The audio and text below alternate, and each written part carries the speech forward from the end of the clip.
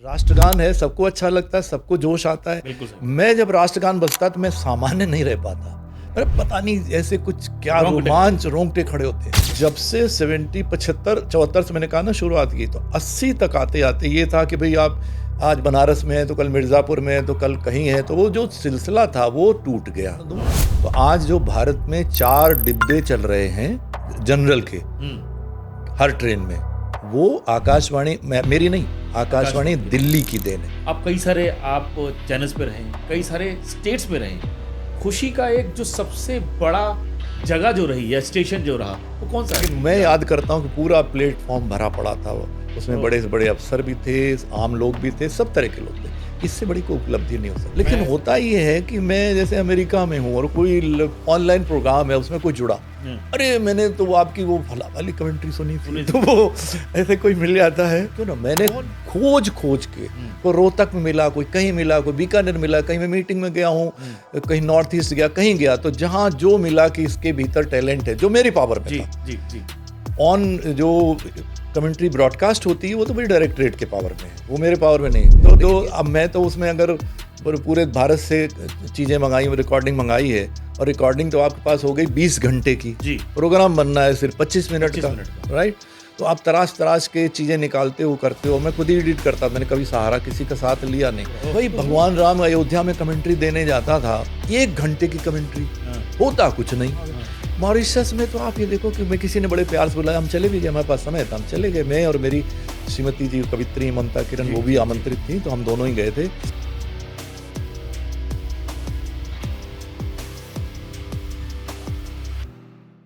नमस्कार, मेरा नाम है मनीष आजाद, रेडियो वाला।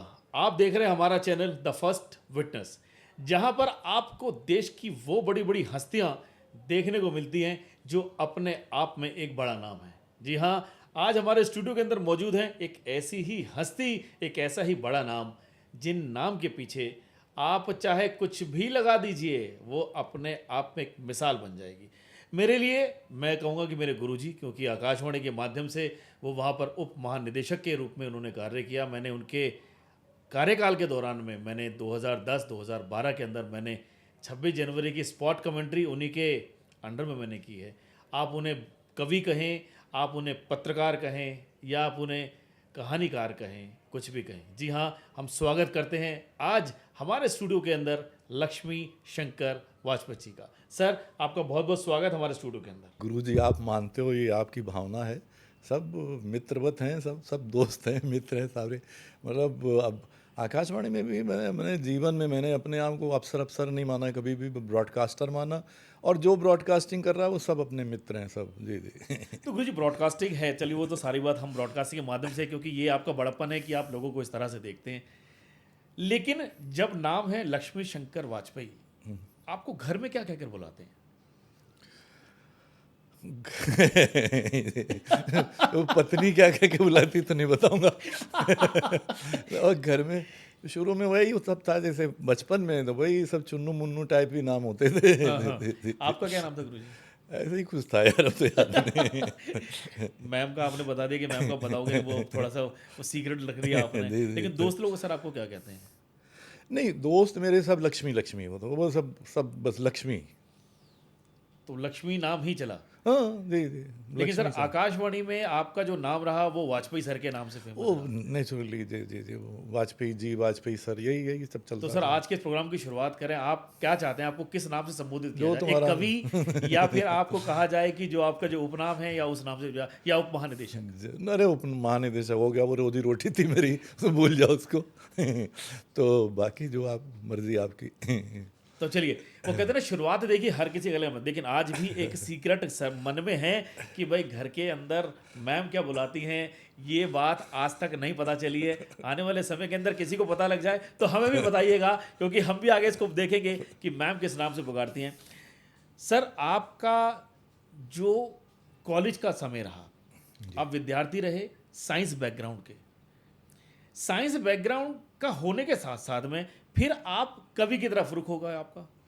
जब आप कवि की तरफ आपका रुख हो गया, आपने कविता लिखी हैं, आपने बच्चों पर लिखा है, आपने छंद लिखे हैं, आपने नाटक लिखे हैं, आपने रुबाइयाँ लिखी हैं, बहुत कुछ लिखा है, तो फिर ये इस तरफ रुझान कुछ कैसे हो गया आपका? नहीं देखो, बात ये है ना कि अब साइंस तो हमारे दोनों बड़े भाई भी साइंस में थे, दुनिया ने साइंस ने दुनिया को बदला हुआ था, तो एक उत्सुकता भी थी। जब ये मौका आया कि हम आर्ट साइंस कॉमर्स में क्या चुने, तो जाहिर मैंने साइंस चुना। तो वो एक रास्ता अपनी तरह से चलता गया और मुझे मिल गई नेशनल मेरिट स्कॉलरशिप भारत सरकार की तरफ से। ओह। तो अब एक बंधन हो गया कि एमएससी तक या जहाँ भी जाना है तो साइंस ही रहना है। हाँ। तो वो तो एक अलग बात है, लेकिन कविता बिल्कुल अलग चीज़ है। आप देखिए कि जितने बड़े से बड़े साहित्यकार, बड़े से बड़े संगीतकार, बड़े से बड़े थिएटर, सिनेमा जहाँ भी हैं, आपको साइंस वाले ज़्यादा मिलेंगे। अच्छा। जी जी। तो वो अच्छा, वो कविता का संबंध तो आप, जो मैं बचपन से बहुत बेहद भावुक आज भी उतना ही हूँ। कहीं कोई खबर मिल जाए तो दिन भर के लिए मेरा काम हो गया। फिर वो वही खबर घूमती है, वो इतनी संवेदनशीलता वो बनाता है ईश्वर किसी को इस तरह से कुछ। और आज मैं महसूस करता हूँ इतने उसके बाद कि मैं जैसे कविता कोई पढ़ता था, अपने टेक्स्ट बुक में कहीं पढ़ ली, अखबार में पढ़ ली, तो वो किस तरह मुझे प्रभावित करती थी। जब पहली दफ़ा मैंने वो कहीं पढ़ा, कुछ बात है कि हस्ती मिटती नहीं हमारी, मैं पता नहीं कितनी देर तक इसको सोचता रहा, रोमांचित होता रहा, एक पंक्ति। तो अब महसूस, अच्छा राष्ट्रगान है, सबको अच्छा लगता है, सबको जोश आता है। बिल्कुल सही। मैं जब राष्ट्रगान बजता तो मैं सामान्य नहीं रह पाता, मतलब पता नहीं ऐसे कुछ क्या रोंगटे खड़े रोमांच, रोंगटे खड़े होते। तो वही वाली बात, तो ईश्वर ने कुछ उस तरह की संवेदनशीलता मुझे दी थी, भावुकता दी थी। और एक वातावरण, मेरे साथ पीढ़ी में कहीं कोई कवि नहीं हुआ उस तरह से। जी जी। लेकिन ये कि मेरी माँ भी उतनी ही संवेदनशील, और वो जो रामचरितमानस का पाठ, ये सब उनको सब कुछ उस ज़माने में, आप सोचिए किस ज़माने की बात मैं कर रहा हूँ। और वो मैथिली शरण गुप्त की कविताएं से लेकर के उस तरह का उनको भी बहुत सारा जी। ये सब याद था। और वो मैं उनके साथ बैठता था शाम को, जब वो बेला होती है, वो जब सूर्य डूबने वाली, तो वो नियमित रूप से बैठती, तो मैं साथ बैठता था और वो एक अलौकिक सा वातावरण बनता था। हाँ। और वहीं से उस तरह से कोई कविता जो है फूटी। तो कविता अपने रास्ते चलती रही और विज्ञान का सिलसिला अपनी तरफ से चलता रहा। लेकिन गुरुजी, जब विज्ञान का सिलसिला एक तरफ, हाँ। कविता एक तरफ, लेकिन शुरुआत में जिस तरह से अभी हमने राष्ट्रगान की बात करी, उसमें जोश है, लेकिन शुरुआती आपकी कविताओं के अंदर व्यंग्य ज़्यादा था। नहीं देखो, एक फ़र्क ये है जो मुझे बताने में कोई हिचक नहीं होती है। देखिए, वो उम्र ऐसी होती है ना, जब आप कविता लिखना शुरू करते हो, हर जी। कोई किशोरावस्था की बात जैसे हम कर रहे हैं, मैंने कक्षा 9 की बात, मैंने 14 साल की रही होगी उम्र, 13-14 साल की। जी। तो मेरी पहली कविता तो हिंदी पर थी, हाँ। क्योंकि हिंदी को लेके एक बहुत बड़ा आंदोलन हुआ था, बहुत बड़ा विशाल आंदोलन था, और विद्यार्थी ज़्यादा उसमें सक्रिय थे। तो और मैं हिंदी प्रेमी शुरू से था, बिल्कुल सही। है ना। तो क्योंकि वो उम्र ऐसी है कि हर कोई, मेरे ख्याल से 99% कवि है किसी भाषा के, वो प्रेम कविता से शुरू करते हैं। बिल्कुल सही सर, मैंने प्रेम रस। प्रेम कविता से नहीं शुरू किया, मैंने हिंदी से शुरू किया। यानी समाज के प्रति जो है, जो एक कवि का दायित्व है, मेरी शुरुआत ही वहीं से हुई है। ये खास बात है। लेकिन गुरुजी, जब आपने व्यंग्य लिखा, आपने गद्य लिखे, कविताएं लिखी, सब कुछ आपने लिखा, लेकिन पुरस्कार आपको हिंदी अकादमी ने जो दिया वो बाल कविताओं पर दिया। तो हाँ। बालों के मतलब आज भी वो मतलब मन में वो बचपन या वो बालों की व्यवस्था या उस समय के विचार बच्चों के आज भी मन में है ऐसे? नहीं देखिए, बाल है क्या कि बाल कविता या बाल साहित्य एक दौर होते हैं तरह तरह के। तो हुआ ये कि मैं बच्चों कार्यक्रम देखता था आकाशवाणी, मैंने 3 साल करीब देखा। हाँ। बच्चे, इतना लोकप्रिय कार्यक्रम था, बच्चे, मैं कहीं निकल जाऊं तो बच्चे टोक टोक के रोक के मतलब बिल्कुल वो सही। सेल्फी वेल्फी का ज़माना तो नहीं था, लेकिन बच्चे रोक, मतलब मैं कहीं स्कूटर से निकल रहा हूँ कहीं पे, अब वो चीख रहा बच्चा, और वो तो मैं रोक रोक के, कोई मतलब मैं पीछे बैठा हूँ तो उसको रुकवा के बच्चे से, तो ये हालत थी। तो खैर, तो एक राष्ट्रीय अखबार में एक परिचर्चा निकली बाल साहित्य को लेकर। बाल साहित्य को लेकर। तो उसमें मैंने भी अपने विचार व्यक्त किए, वो व्यक्त किए बाल बच्चों के कार्यक्रम देने के नाते। ओके। उसमें बड़े बड़े बाल साहित्यकार भी थे। फिर मैंने अपने आप से सवाल किया, यार बड़ी बड़ी बातें की तुमने कि हिंदी में अच्छी बाल साहित्य नहीं, बाल कविता नहीं, तुम क्या कर रहे हो? सही है। तो फिर मैंने बाल कविताएं लिखी, वो खूब छपी, और फिर तो संपादक लोग मांगने लग गए। फिर तो मतलब एक सिलसिला निकल आया। अब वो संयोग था कि उस समय मेरा संग्रह आया, तो मैंने किसी मेरे पब्लिशर ने वहाँ जमा कर दिया, जी। बाल साहित्य सम्मान मिल गया। वो एक धारा थी।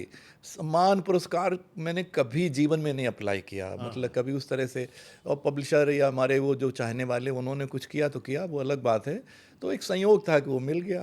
जी जी जी। तो मतलब गुरुजी अगर देखा जाए तो जो कविता का एक कवि का जो एक सिलसिला रहा, वो जो आपका सफ़र रहा, वो कॉलेज के समय से पहले से शुरू हुआ, कॉलेज के साथ साथ चला, फिर कॉलेज चलते चलते तो फिर ये नौकरी, मतलब जो पैक्स वाली नौकरी थी, क्योंकि आपने जो शुरुआत करी, जहाँ तक मुझे पूरा ये ज्ञान है कि आपने पैक्स के रूप में शुरुआत करी थी, और आपने मुझे बताया था कि ग्वालियर आपका पहला स्टेशन रहा। बराबर। तो उसके बाद जैसे अलग अलग जगह पे रहे, तो वहाँ पर भी कविता चलती रही। नहीं, कविता देखो ऐसा हुआ कि 1974 में कहीं छपना शुरू हो गया था, जी। कादम्बनी में, इसमें उसमें किसी अखबार, ये सब चलता रहा। फिर लेकिन जो विधिवत लेखन एक तरह से 1974 से ही शुरू हुआ, और कवि गोष्ठी, ये सब का कवि सम्मेलन, छोटे मोटे कवि सम्मेलन का सिलसिला शुरू हुआ। फिर वो धीरे धीरे 70, जब आपातकाल लगा, वो एक बड़ा परिवर्तनकारी दौर था जिसमें दुष्यंत कुमार की गज़लें आई थी पूरे सारिका में, और उसने मुझे एक रास्ता दिखाया कि ये भाई, और वो भी फिजिक्स के कारण मुझे लगा कि भाई आप 2 पंक्तियों में एक शेर के माध्यम से बड़ी बात कह सकते हो। और गज़ल में एक सुविधा ये भी है कि देखिए उसमें जितने सारे शेर हैं, एक शेर में आप में प्रेम की बात करें, एक में अध्यात्म की, एक में दर्शन की, एक में राजनीति की, एक में समाज की, वगैरह वगैरह। तो मुझे एक वो रास्ता मिला, तो फिर मैं उसमें गज़ल में आ गया। 76 की बात है। इस तरह से मतलब ये चलता रहा सिलसिला। फिर कवि सम्मेलन का सिलसिला जुड़ गया, और अब ग्वालियर में भी था, तो फिर वो, लेकिन हाँ एक फ़र्क ये आया कि जो पहले आप सोचिए 80 मैंने ज्वाइन किया प्रोग्राम एग्जीक्यूटिव यूपीएससी के ज़रिए से, गेस्टेड ऑफिसर था पोस्ट थी, तो जाहिर है वहाँ से सिलसिला मेरा शुरू हुआ। तो जब से 74 से मैंने कहा ना शुरुआत की, तो 80 तक आते आते ये था कि भाई आप आज बनारस में है तो कल मिर्ज़ापुर में है तो कल कहीं है, तो वो जो सिलसिला था वो टूट गया। और मैं आया गया आकाशवाणी में, और आकाशवाणी में भी आया तो उस नौकरी करने नहीं आया था। अच्छा। नौकरी करने नहीं आया था, मेरा ये था कि भाई एक माध्यम है, मेरे पास मीडिया है, मैं अपनी मतलब बात देश बेबाक बदल कहूँगा दूंगा, मैं। नहीं देश बदल दूंगा, अच्छा। सब समाज बदल जाएगा, देश बदल जाएगा। मतलब मैंने डॉक्यूमेंट्री बनाई, दहेज खत्म। मैंने एक डॉक्यूमेंट्री बनाई तो वो जाति प्रथा, जो भी, मतलब एक दिमाग में ये फितूर कहिए, पागलपन कहिए, जो कहना चाहे, मूर्खता कहिए, जोश कहेंगे सर उसे। लेकिन देखिए उसका एक गंभीर पक्ष ये भी है कि कम से कम कई दर्जन सक्सेस स्टोरीज मेरे साथ जुड़ी हैं, कई दर्जन। उसमें कुछ राष्ट्रीय स्तर की हैं। उदाहरण दूं तो आज जो भारत में 4 डिब्बे चल रहे हैं जनरल के हर ट्रेन में, वो आकाशवाणी, मेरी नहीं, आकाशवाणी दिल्ली की देन है। आप तो हैं रहे हैं, वो जो रेल मंत्री आए थे और हमारा जनमंच कार्यक्रम होता था, हम पूरा बहुत पॉपुलर रहा। हाँ बहुत जी, और सारे लोगों को बुलाते थे, जितने उसमें स्टूडियो में 50-60 लोग आते थे, मंत्री जी आते थे, पूरे देश से समस्याएं मंगाते थे, ठीक है। उसी में वो घोषणा करके गए थे, और न्यूज़ में रात में फिर आया भी था। तो ये चल रहा है, ये एक उदाहरण है। पान मसाले पे कोई कानून ही नहीं था। बिल्कुल सही बात। तो वो हमारा नेशनल चैनल पे जब मैं था, तो हमारी डॉक्यूमेंट्री थी जिसकी वजह से ये कानून बना। बच्चे, ये जो प्री प्राइमरी एजुकेशन है, नन्हे मुन्ने बच्चों की जो शिक्षा है, कहीं भी अपना 50 वो बच्चे जो है ना, वो जो मतलब वो इस तरह होना ही नहीं चाहिए। फॉर्मल एजुकेशन वर्जित है। 4-4 साल के बच्चों को बिठा दे, तो गैरेज में खोल दिया, कहीं खोल दिया, कुछ लगना तो है नहीं, रॉ मटेरियल तो लगना नहीं। बिल्कुल सही। तो वो जो मैंने प्रोग्राम बनाया, उड़ने दो परिंदों को, उस पर फिर यशपाल कमेटी बनाई भारत सरकार ने। तो ये तो बड़े छुटपुट उदाहरण है। कहाँ जहाँ भी मैं रहा, उस शहर में क्या हो सकता है, उस प्रदेश में क्या हो सकता है। मैं अल्मोड़ा पोस्टेड था, बहुत सारी चीज़ें वहाँ पहाड़ की। जब आप जाते हो, चीज़ों का अध्ययन करते हो, और अपने मीडिया को नौकरी की बजाय एक मिशन की तरह इस्तेमाल करते हो, तो चीज़ें बिल्कुल बदल जाती हैं, नया रूप ले लेती हैं। तो इस तरह से तो मैं, ये जो मेरे दिमाग का एक जुनून था, वो तो अपनी जगह पर, वो तो नहीं, दुनिया बदलना, समाज बदलना इतना आसान नहीं है। लेकिन हाँ, जब आप एक, चूँकि आपके पास एक मंच है, तो आज कितने जो मुझे संतोष मिलता है, जितने बड़े से बड़े साहित्यकार आज की तारीख सिनेमा में है, कुछ लोग थिएटर में है, कुछ लोग कुछ संगीत में है, वो कहीं ना कहीं मेरे साथ शुरुआत की उन्होंने। और इसमें मेरा कोई योगदान नहीं, लेकिन प्रतिभा है किसी में।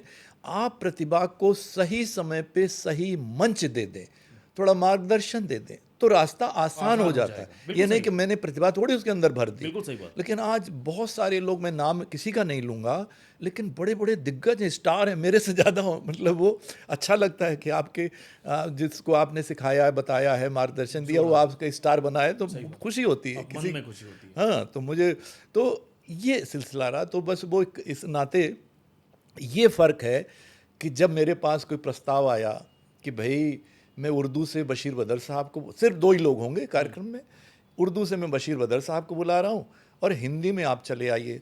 कहाँ चले आइए? पता चला वो गोरखपुर पे आप आ जाइएगा तो फिर हम लोग की गाड़ी फला जगह आपको वहाँ पे ले जाएगी।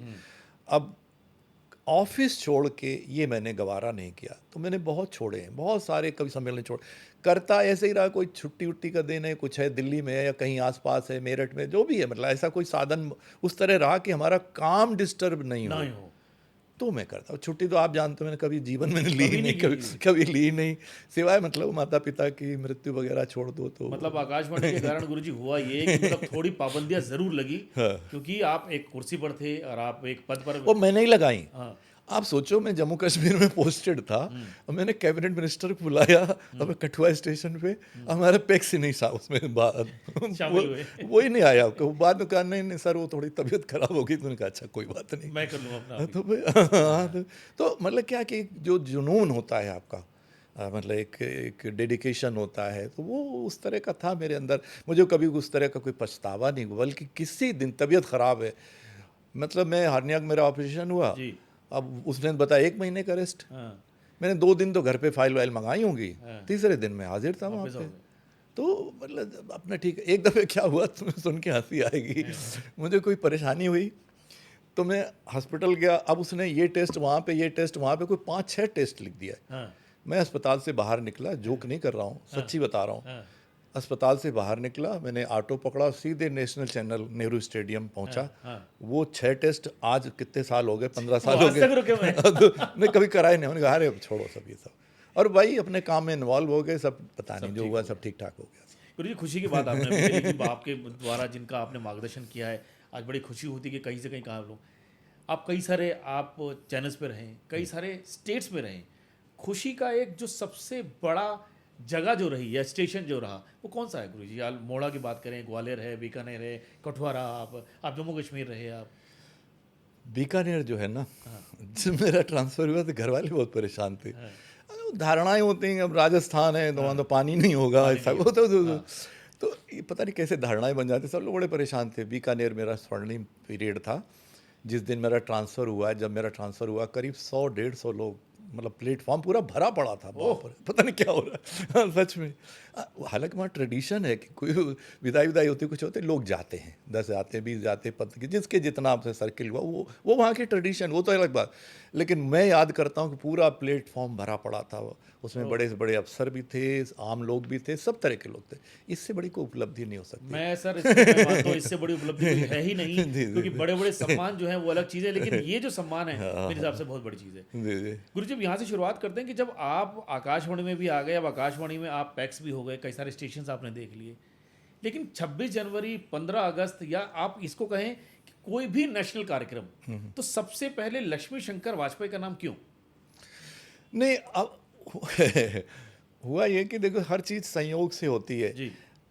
मतलब जब मैंने कल्पना भी नहीं की थी कि मैं कमेंटेटर बनूंगा, क्योंकि गुरुजी आज आप लगभग 150 से ज़्यादा आप कभी नहीं वही, अगर अभी इधर देखिए क्या हुआ, इस दौर में कमेंट्री का पैटर्न बदल गया। पहले कमेंट्री कब होती थी? जब कोई बहुत बड़ा नेशनल इवेंट हो, 75 साल हो, 50 साल हो, ये हो, अब वो कमेंट्री बहुत होने लग गई।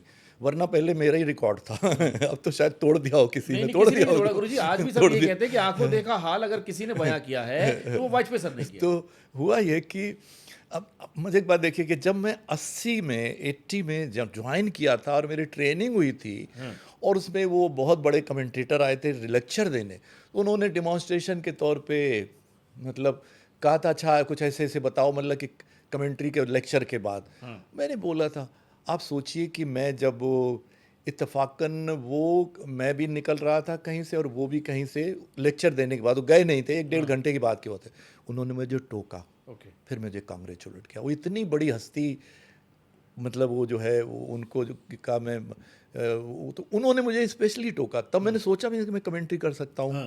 ठीक है, तो बीच कहीं रहे होंगे। तो मेरी वो करुणा श्रीवास्तव जी थी मेरी बॉस जो थी, तो वो नेशनल चैनल से दिल्ली आ गई, तो उन्होंने फिर जो वो कमेंट्री होती है ना, स्पॉट कमेंट्री, जी जी जी। उसमें मुझे कहीं बुलाया। अच्छा। फिर वो सिलसिला फिर वो अच्छी भली रही होगी। वहाँ तो फ़ायदा ये मिलता है कि आप कमेंट्री करते तो तालियां मिलती हैं हज़ारों बिल्कुल लोगों सही की है, बिल्कुल सही साथ बात। के साथ। तो वो कमेंट्री ठीक ठाक रही होगी, तो फिर मैं करने लग गया।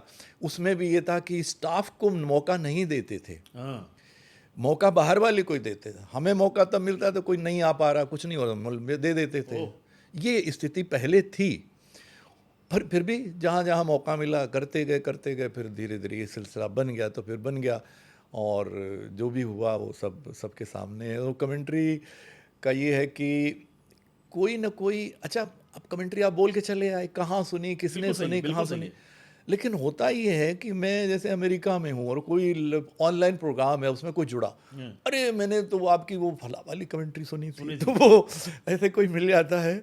बहुत लोग मिल जाते हैं, अरे मैंने तो आपको वहाँ सुना है, कोई वो मिल, जैसे आपने बुलाया पॉडकास्ट में, किसी ने बुलाया, जी। अरे मेरे तो पिताजी आपके बड़े फैन थे, वो 26 जनवरी की कमेंट्री सुनते थे। बिल्कुल सही है। तो इस तरह का कुछ होता है, ईश्वर की कृपा थी, बस वो हो गया। तो गुरुजी इसको कहेंगे कि जो स्पॉट कमेंट्री की शुरुआत, क्योंकि आज मुझे बड़ी खुशी हो रही है क्योंकि आपके साथ, क्योंकि मैं आपके साथ 2010 में 2012 में स्पॉट कमेंट्री के रूप में मैं जुड़ा रहा। जी जी। और मतलब आपने भी शुरुआत स्पॉट कमेंट्री के रूप में करी। हाँ बिल्कुल। लेकिन स्पॉट कमेंट्री में करने के बाद आज हम देखते हैं, जिस तरह से आपने बताया कि पहले बाहर वालों को बहुत मौका मिलता था, तो आपके आने के बाद आकाशवाणी के जो हम कैजुअल प्रेजेंटर्स हुए, इनको मौका फिर दिलवाने की कोशिश की। मैंने सुनिए, ये मैं बड़े फक्र के साथ, गर्व के साथ कह सकता हूँ, जब मीटिंग होती है डायरेक्टरेट में, जी। और हर हफ्ते होती है। बिल्कुल बिल्कुल बिल्कुल। और उसमें सारा जो भी था, दिल्ली स्टेशन के प्रोग्राम और क्या डिस्कस होना है, सारा जी, वही। तो मेरे ऊपर था कि देखिए ये प्रोग्राम एग्जीक्यूटिव मेरे स्टाफ में ही, हाँ ये पिछले उसमें भी उसने इंटरव्यू किया था, बहुत बड़ी हस्ती का, हाँ। और ये इस बार भी ऐसा क्यों हो रहा है? मैंने कभी क्या करे, प्रोग्राम बुरा था, प्रोग्राम अच्छा था कि नहीं, आप बताइए। हाँ या ना? क्या उसने पैसे मिल गए उसको? बिल्कुल, क्या बिल्कुल, मिल गया? बिल्कुल। अगर उसके अंदर टैलेंट है तो हम क्यों ना, मैंने खोज के, कोई रोहतक में मिला, कोई कहीं मिला, कोई बीकानेर मिला, कहीं मैं मीटिंग में गया हूँ, कहीं नॉर्थ ईस्ट गया, कहीं गया, तो जहाँ जो मिला कि इसके भीतर टैलेंट है, जो मेरी पावर में जी था। जी जी। ऑन जो कमेंट्री ब्रॉडकास्ट होती है वो तो मेरी डायरेक्टरेट के पावर में है, वो मेरे पावर में नहीं है। लेकिन ये स्पॉट की कमेंट्री मेरे पावर में थी। जी। वो मैंने खोज के लोगों को बुलाया, दूर दूर से बुलाया है। तो ये क्यों ना करे भाई, जिसके अंदर, और यही मेरे भीतर रहा ईश्वर ने कि मुझे एक मौका जैसे ईश्वर ने मुझे दिया है। जी।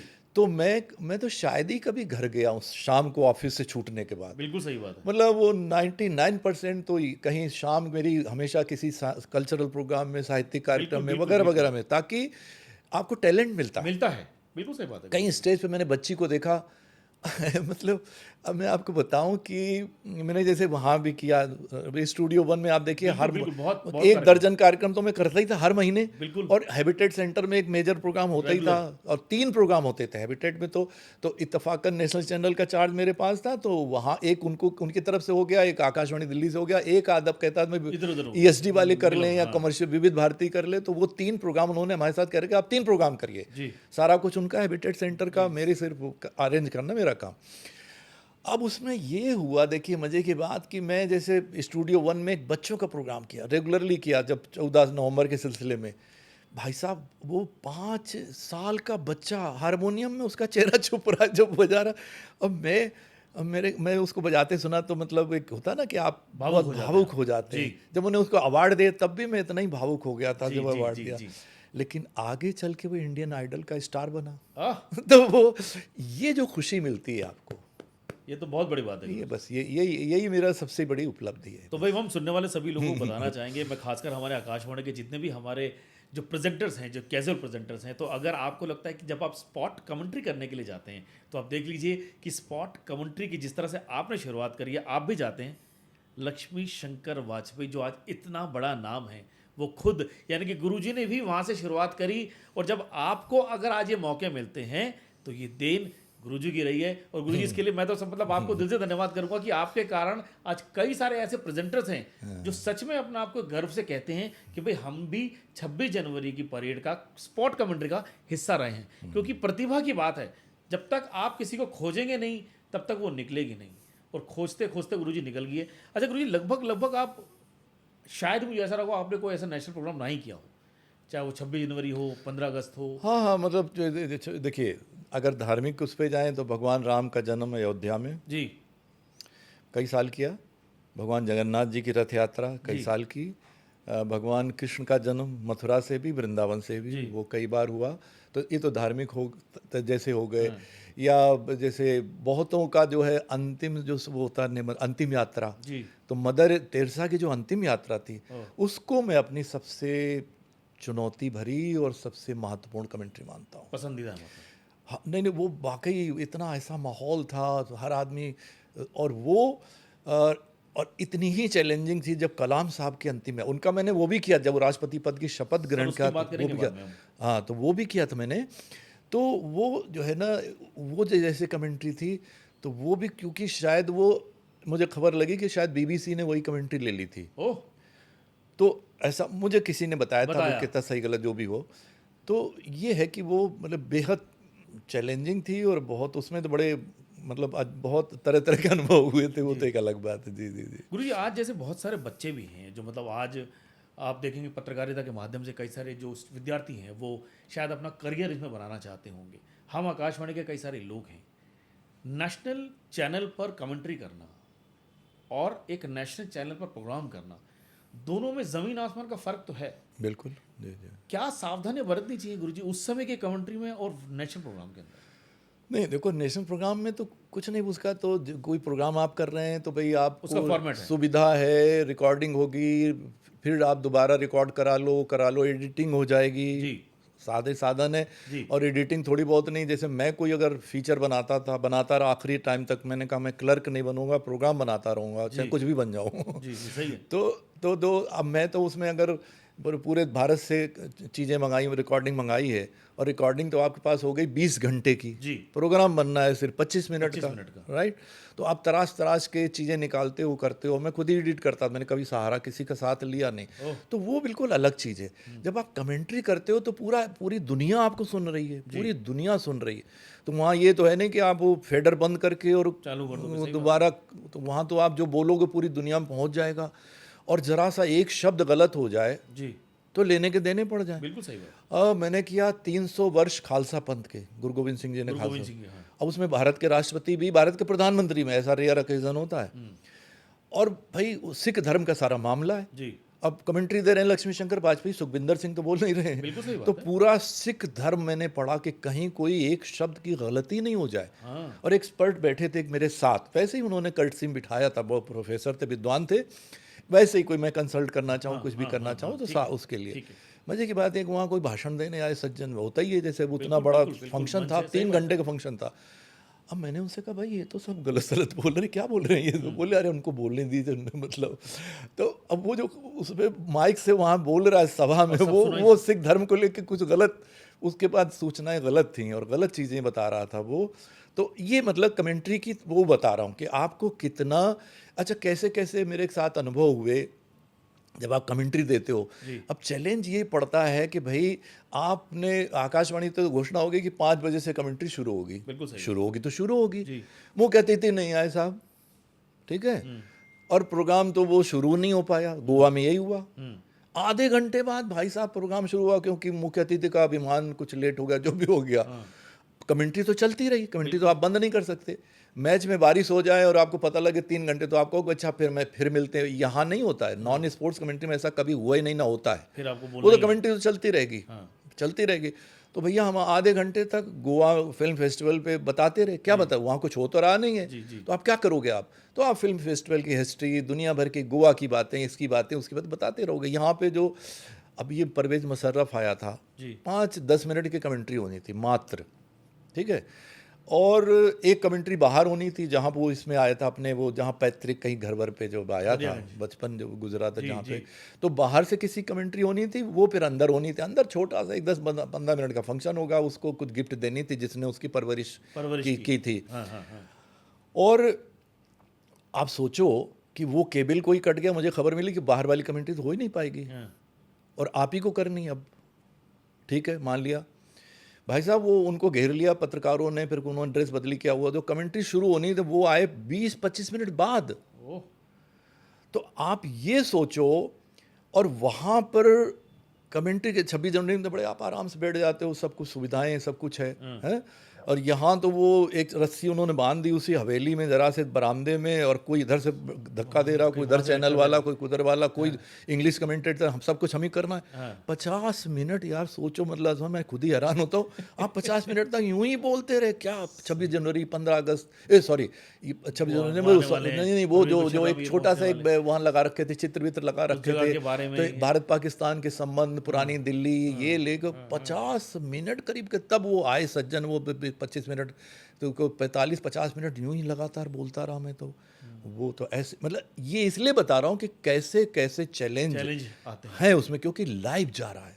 कहीं कोई आप ये नहीं कि आप ठहर के और आपने खांस लिए और फेडर फिर ऑन कर दिया, वो संभव नहीं है।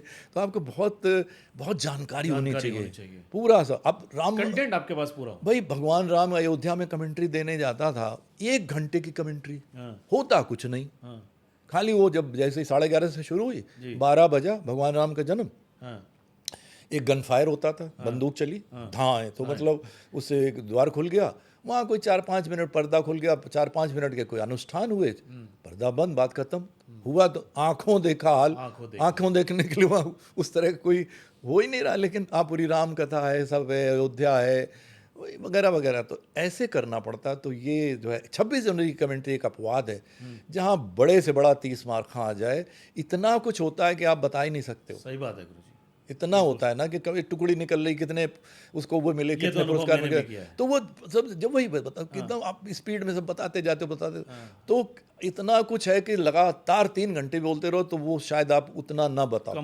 लेकिन बहुत जगह ऐसी कमेंट्री होती है जहाँ कोई आंखों देखने के लिए कुछ होता ही नहीं है, पर आंखों देख हाल सुनाना पड़ता है आपको।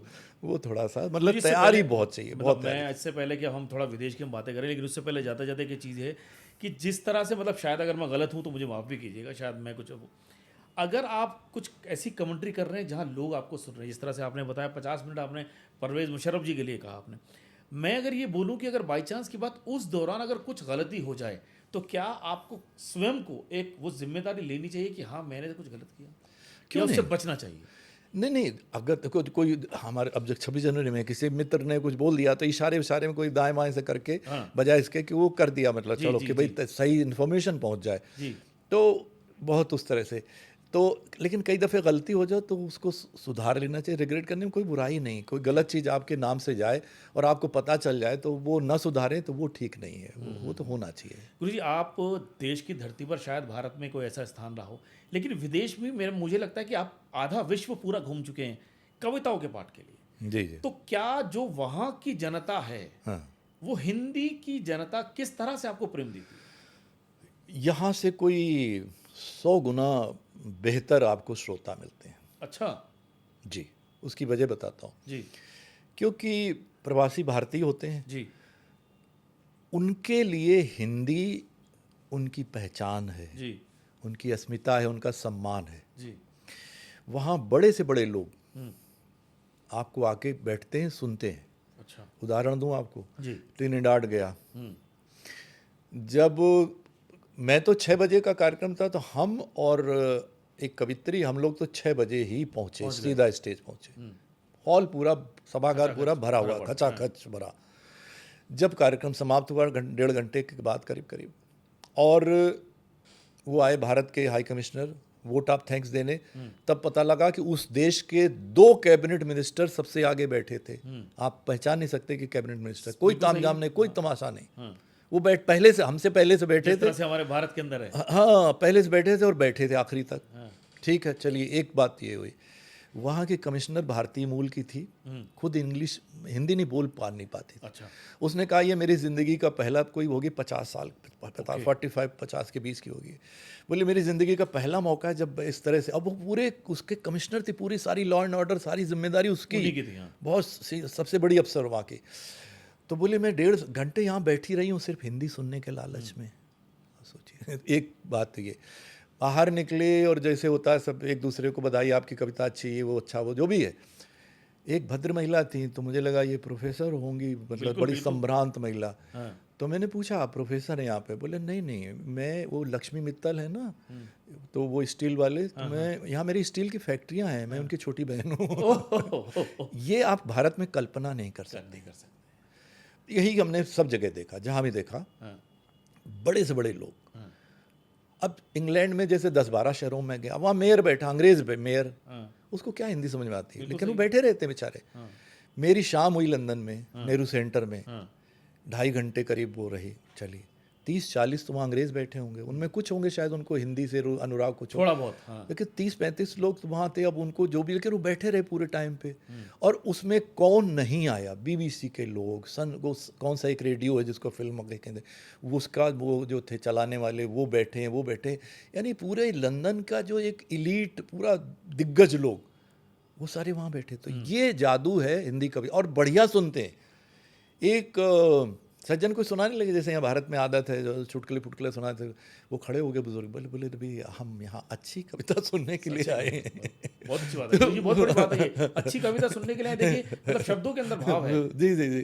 तो वो अच्छी कविता सुनते हैं, अच्छी सराहना देते हैं, आपका सम्मान करते हैं, वो ऑडियंस बिल्कुल अलग होती है। तो गुरुजी, मतलब आप जिस तरह से आपने कहा कि भारत के अंदर बीकानेर आपका एक पसंदीदा शहर रहा, वो आपकी यादगार रही, आप आधा विश्व घूम चुके हैं, ऐसे ही भारत के तरह ही विदेश में आपका सबसे पसंदीदा जो देश रहा, वो कौन सा देश रहा जहाँ पे आपको, मतलब उसकी यादें आपके साथ अभी तक जुड़ी हैं और शायद जुड़ी रहेंगी?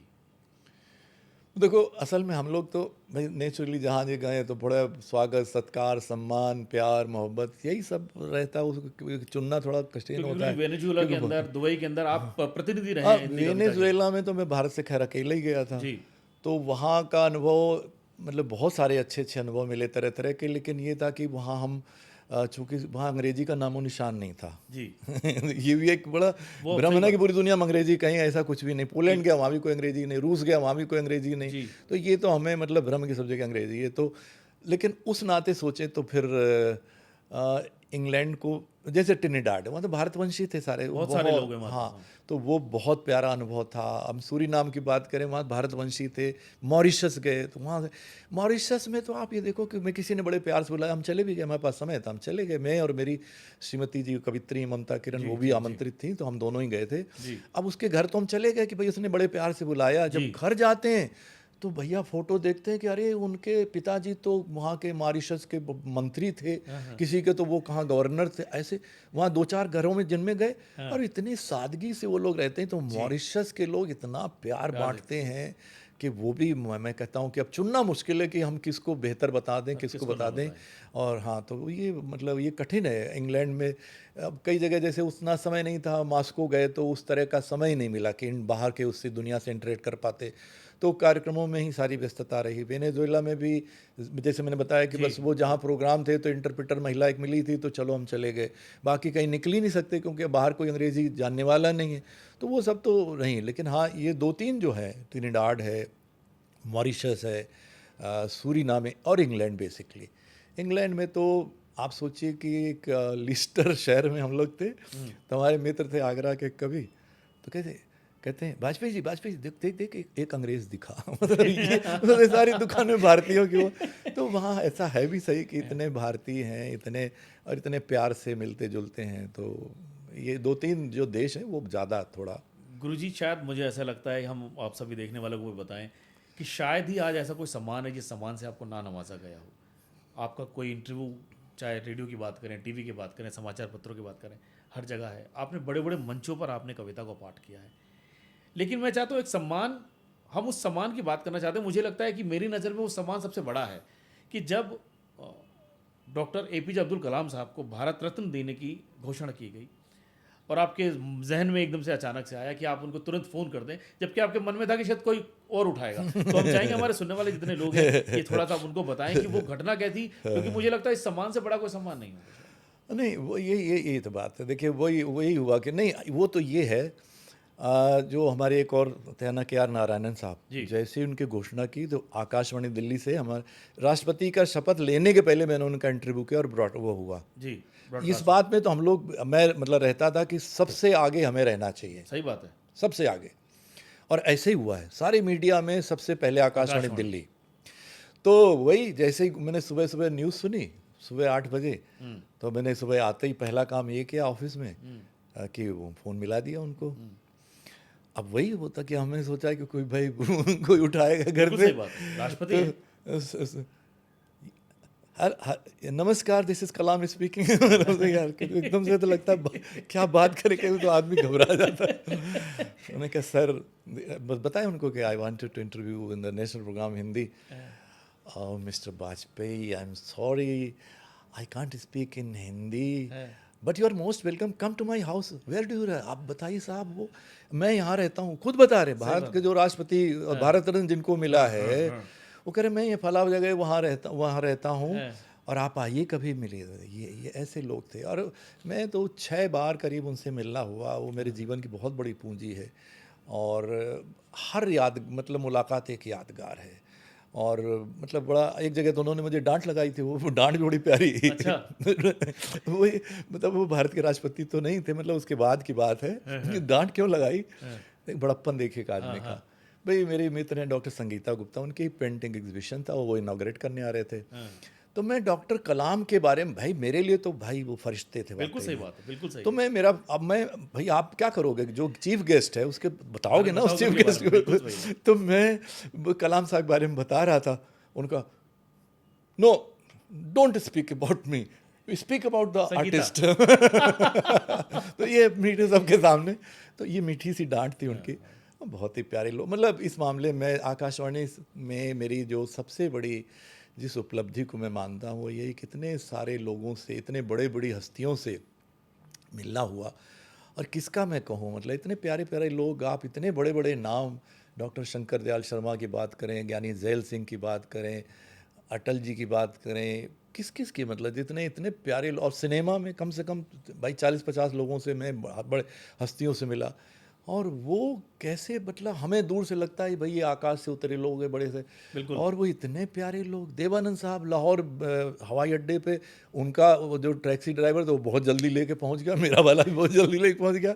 अब वो इतने बड़े, उसमें कोई था ही नहीं, मैं और देवानंद साहब 20-25 मिनट हम लोग ऐसे गपशप करते रहे जो कहते मेले में बिछड़ा भाई मिल गया।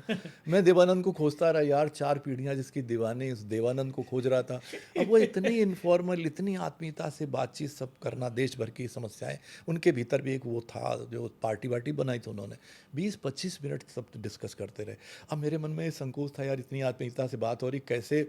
मैंने डायरी निकाली जेब से, मैंने कहा मेरे बेटे के लिए आप वो दे दीजिए, ऑटोग्राफ। बड़े प्यार से ऑटोग्राफ, बेटे का नाम बताइए, तो उनके बहाने से ऑटोग्राफ ले लिया। भाई एक जब आप साथ साथ बिल्कुल एक फ्रिक्वेंसी बेटे, थोड़ा अटपटा हो जाता है, मतलब ना। तो मेरा तो कैसे, मतलब खयाम साहब, मैं तो सिंगर बनना चाहता, आप आपको पता ही है। और खयाम साहब जैसा म्यूजिक डायरेक्टर, मतलब मैं देखता था कि शुरू से, मतलब जब मैं विद्यार्थी जीवन की बात कर, मैं सो रहा हूँ और वो भजन आ रहा, मैं ग्वालियर अखबार में, ये सो के उठ जाता, क्या भजन, बाप रे, वो पूरा। तो ऐसे खयाम साहब, और वो 8 मंजिल नीचे उतर के मुझे छोड़ने आ रहे हैं। मैं कह रहा खयाम साहब आप ये क्या कर रहे हो। खयाम साहब कह रहे हैं कि भाई देखो, अगर आकाशवाणी नहीं होती हमें कौन जानता। और खयाम साहब के यहाँ मुझे लेके कौन जाता, अपनी गाड़ी से मन्ना डे साहब जाते, क्योंकि उनके इंटरव्यू में करते करते बहुत देर हो गई थी। तो बोले कैसे जाओगे, मैंने कहा बाहर से कुछ अरे यहाँ बाबा कुछ नहीं मिलने का। ये बहुत पॉश इलाका था, अमिताभ बच्चन तब वहीं रहते थे। वो कौन सा इलाका, बोले कुछ नहीं मिलेगा, उनका ड्राइवर जा चुका था। 8 बजे रात की बात होगी, वो खुद गाड़ी निकालते हैं, खुद मुझे खयाम साहब के घर तक छोड़ के आते हैं। इतने प्यारे लोग, मतलब मैं किस किस की बात करूँ, आत्मीयता है। हाँ, बहुत बहुत इतना प्यार, उन्हीं से मैंने मतलब ये सब ग्रहण किया है।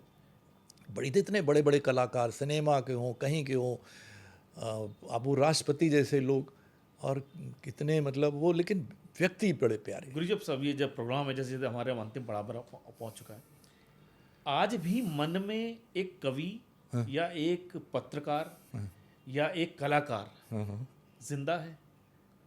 हमेशा ही रहे, वरना मैं मर जाऊंगा। क्योंकि आजकल मतलब हम कलाकारी देख रहे हैं कि आप पत्रकारिता का एक अलग आपका रुझान रहा है, एक कवि का अलग है, लेकिन आजकल देखा जा रहा है कि आज अब कई सारे मंचों पर आप गाने भी गाने लग गए हैं। जहाँ मौका में वो तो बुनियादी था मामला मेरा, मतलब जो पूछते थे आप वो पूरा नहीं कर पाए। गाना छूटता है तो इसलिए कहीं मौका मिलता तो गा लेता हूँ।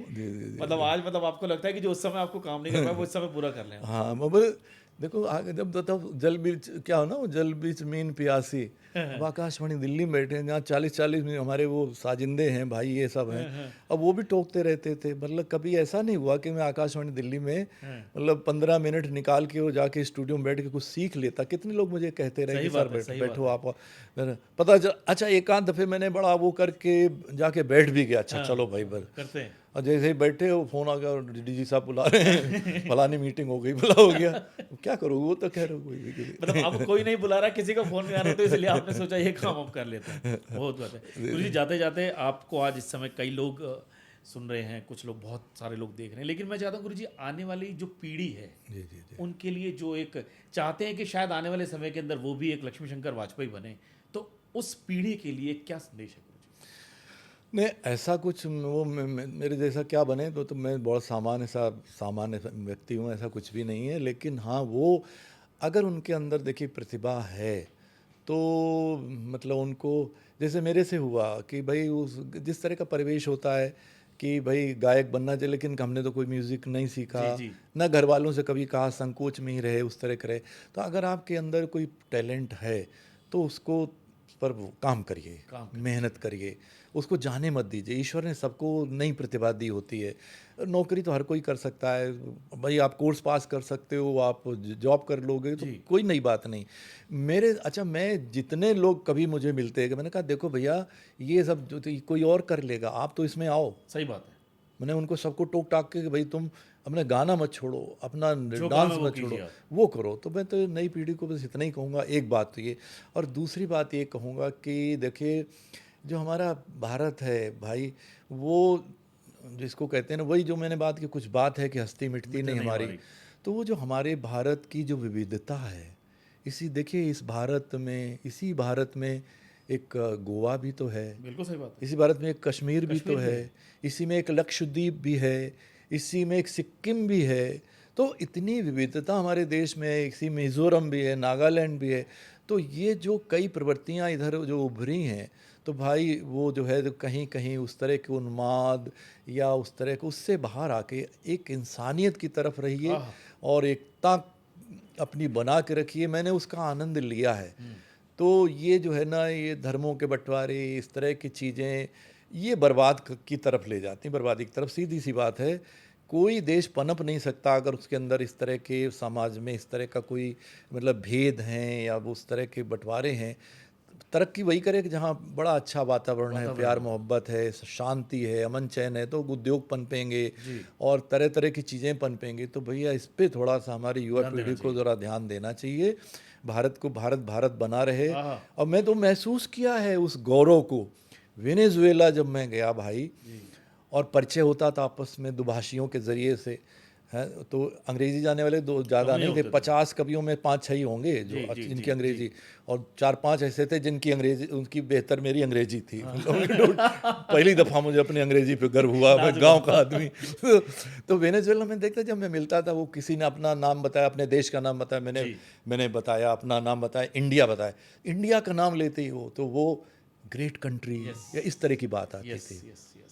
तो वाकई तो हम लोग, अगर हमारे देश को महान बताया गया तो इसलिए महान बताया गया कि हमारे देश ने दुनिया को गौतम बुद्ध दिए हैं, महावीर स्वामी दिए हैं, गुरु नानक दिए हैं, महात्मा गांधी दिए हैं। तो वो जो गौरव है वो क्या है, हमारी जो वैल्यूज़ हैं, प्रेम, करुणा, मानवता, त्याग, परोपकार वगैरह वगैरह, तो यही हमारे जीवन मूल्य है। ये जिस दिन ख़त्म हो गए, भारत ख़त्म हो जाएगा। गुरु जी, इससे पहले हम आपको अनुमति कहें, हमारे पास आपके लिए एक सरप्राइज़ है और वो सरप्राइज़ आपको हम सुनवाते हैं ज़रा सा।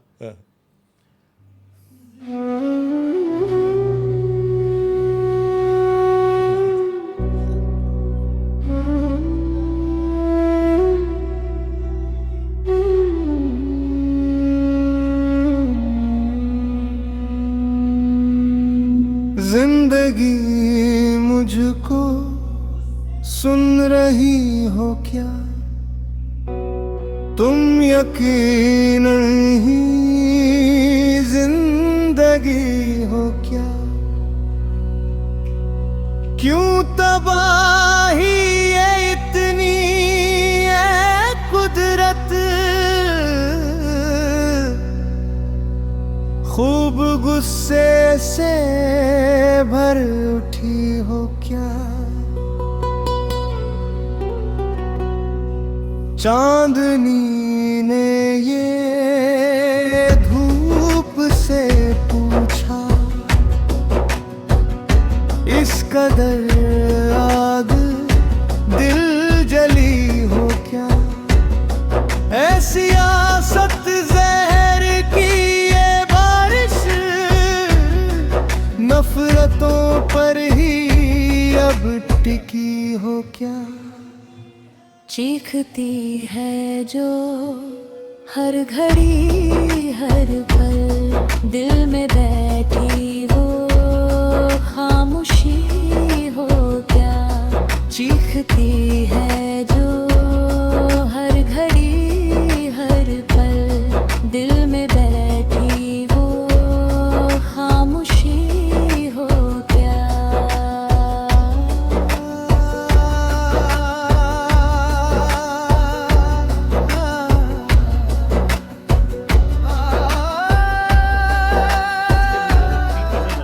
गुरुजी, जिंदगी मुझको आपकी गजल रही है और क्या बात, क्या बात। इस वो गजल को तीनों आपके लिए- में मैंने ये देखा, देखिए कि जो शब्द मैं कहना चाह रहा हूँ, जो शब्द में भाव है, वो पूरी तरह आ रहा है। सबसे बड़ी बात ये, वरना वो आप कई धुनें ऐसी होती हैं कि वो शब्द है उसका कोई वो नहीं, मतलब उस तरह से निकल के नहीं आता। कैसा लगा ये गुरुजी हमारा बहुत सरप्राइज? बढ़िया, बहुत अपनी चीज़ को इस तरह सुनना तो वो एक अलग तरह का और इस अनुभव है। सरप्राइज का सारा जो क्रेडिट है हमारे यहाँ पर अमित कुमार जी हैं और अमित जी को वरिष्ठ बहुत- पत्रकार हैं, और अच्छा, अच्छा। ये सारा धन्यवाद उनको जाता है क्योंकि उन्होंने आपकी जो इस गज़ल को उन्होंने संगीत के अंदर जो पिरोया, बेसिकली जो उन्होंने काम किया इस पे, और मुझे लगा था गुरुजी को शायद सबसे अच्छा सरप्राइज यही वाला होगा बहुत कि आपकी गज़लों पे गीत अब इस तरह से वो जो एक रोमांटिक नंबर जो बन रहे हैं जी, वो इस तरह से बने हैं। और गुरुजी आज आप स्टूडियो के अंदर आए और आपसे बातचीत हुई और मुझे लगता है कि शायद आपको अच्छा लगा होगा और हमारे देखने वाले सभी लोगों को अच्छा लगा होगा कि आज का जो एक ये खास कार्यक्रम रहा कि हम जिसकी शुरुआत हम सीज़न नंबर 7 की करने वाले हैं। जब देखेंगे जो 7 नंबर है ना, जैसे बनता है, इस 7 नंबर को देखेंगे, सीज़न नंबर 7 है, 6 में आपने बहुत बेशुमार आपने प्यार दिया है, इसके लिए आपका तहे दिल से धन्यवाद। लगातार देखते रहिए और महसूस कीजिए अपने आप को कि आप जिन लोगों से मिल रहे हैं वो यहाँ तक पहुँचे कैसे हैं। अब आगे आने वाला जो सफ़र है वो शायद आपका भी हो सकता है। तो देखते रहिए द मनीष आज़ाद रेडियो वाला शो। धन्यवाद आपका गुरुजी, आपको बहुत बहुत धन्यवाद। आपका भी धन्यवाद, और जो लोग इसे सुनेंगे उनका भी अभिनंदन।